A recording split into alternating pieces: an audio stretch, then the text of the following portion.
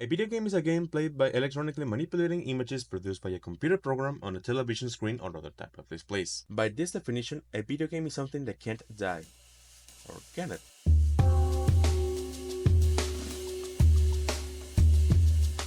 But how do you kill it? Well, kill is a synonym of death, which is the opposite of being alive. To sum up, video games need vital aspects and key elements to determine how good or bad its life quality can be, such as constant update and support, community engagement, quality of product, and innovation and freshness. These 4 key points, oh my god, it's so dark. How much time did it? These 4 key points make a game alive, being the most important ones, and you can have a game without these 4 key points. Yes, you can have a game like this, but it will hardly achieve success because it's not interesting to us as users to buy something. You don't buy a phone if it's a old Nokia flip phone compared to the new phones like this one. But my point is, you won't buy a game that's lacking either looks, support, or it's not interesting enough, or it's not original. So you either need 3 of those 4 things to make a game thrive or be successful and interesting to the public eye. A game is like a cake. It needs the precise ingredients to properly bake, and then have the precise baking times to get it done. If it lacks the ingredients, then it's undeveloped. If it lacks the time, it's raw or underbaked. And if it has no flavor in it, it's just bread. It's not bad, but it's just plain bread.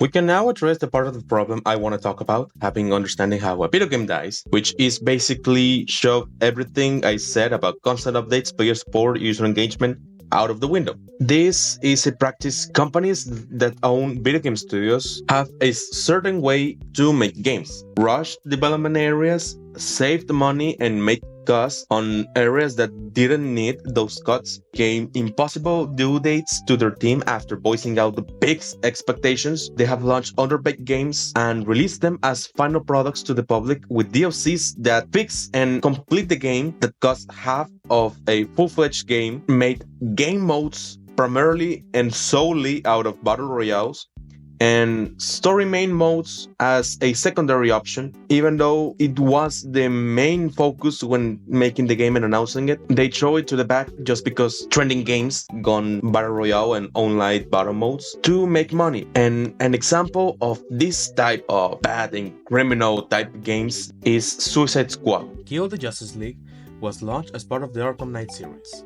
That, if you didn't know, it's a little bit popular. Kill the Justice League was first announced as an action-adventure game. The issue presented itself when the shift of the game changed from a single-player to live service model. An example of game as a service that is also known as live service games, when a game has a featured item shop, you can spend money on the game even after you buy it. So I explained it poorly, so I will be addressing it in a different approach. Game as a service, also known as live service games, is a way of developing and releasing video games where the game is constantly updating and expanding after its initial release. Think of it as a game that keeps getting bigger and more complex over time. These updates can include new content like maps, characters, and weapons, or simply introduce new gameplay mechanics or features. This model often relies on players spending money on additional content or cosmetics items within the game. Even after you buy it. This scheme of game as a service is mostly used by free-to-play games, just like Fortnite or Apex Legends, where they have a seasonal pass every 6 months. If you recall correctly, I said the main game was going to be single player, similar to those of Arkham Knight. To give an example, this is the original trailer, the first look we got 4 years ago. And the gameplay you've seen in this section is the final game. So what happened? The thing with games these days is they try to cling from the fame of one single game that made it to billions of dollars. In this case is Fortnite. Fortnite's gonna keep popping up every now and then, so bear with me. That game is a success of its own merit. Fortnite gained their own merit, and many games try to cling and copy from it. I really don't think this is something fair. This October, there was an interview with Sean Layden, former PlayStation chairman, in which he said, and I quote, "Today, the entry cost for making a AAA game is in the triple digits millions now. I think naturally risk tolerance drops. If we're just going to rely on the blockbusters to get us through, I think that's a death sentence." Leiden also talked about Fortnite copycats and the finance guys thinking that if a game with certain things in them made billions in, I mean, make millions in this amount of time, they think if they make something similar, copying exactly what other games did, they will get the same amount in that amount of time. And logically, that would be correct, but they're missing the human factor here. You can't just make a game that's a ripoff of already famous games and expect everyone to say, "Oh, I like this game, I'll like this one." I mean, you can make a game that's essentially the same, but you need to add your own factor. You need to add the original factor to it. And I really enjoyed the idea of chairman of PlayStation in this case, to be addressing this issue so straightforward. Because it is true. Lately, the best games out there that get the best critique are either sequels, remakes, reimaginations, or simply a remastered version of a old version of said game. They fail to see that nowadays graphics aren't everything once more.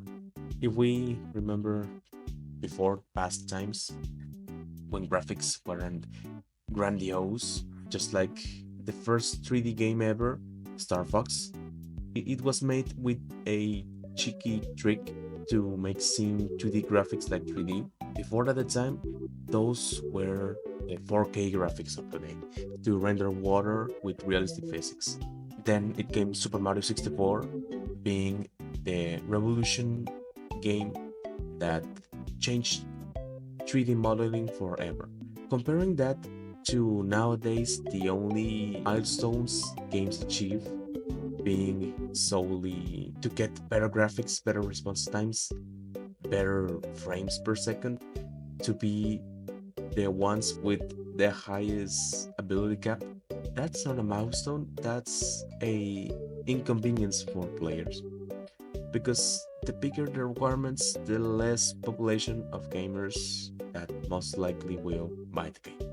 Why? Because not every gamer has a beast powerful PC that could light up Manhattan for a week.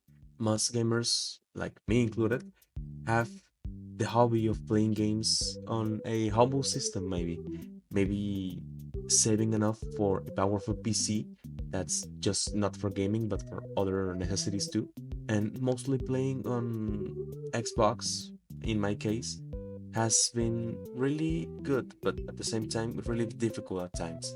Given the fact that my console has few capacity, the games I've been downloading are games that I think are worth my time.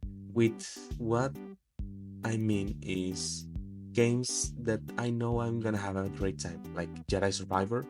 Although it's a little bit rushed and it feels undone, Respawn has done a great job with Jedi Survivor, just like Fallen Order before. These games feel linear, these games feel made with the heart, these games feel human. They don't feel just like doing the bare minimum, like Kill the Justice League, for example. The first teaser trailer was beautiful.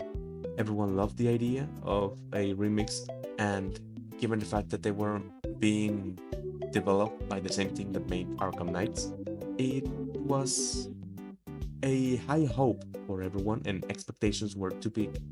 But when the game came out, it was the same mission on repeat over and over again, slightly different mechanics from certain bosses, and over that, the game story mode was secondary mode.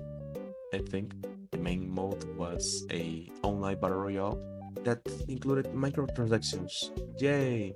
That's the issue with nowadays gaming.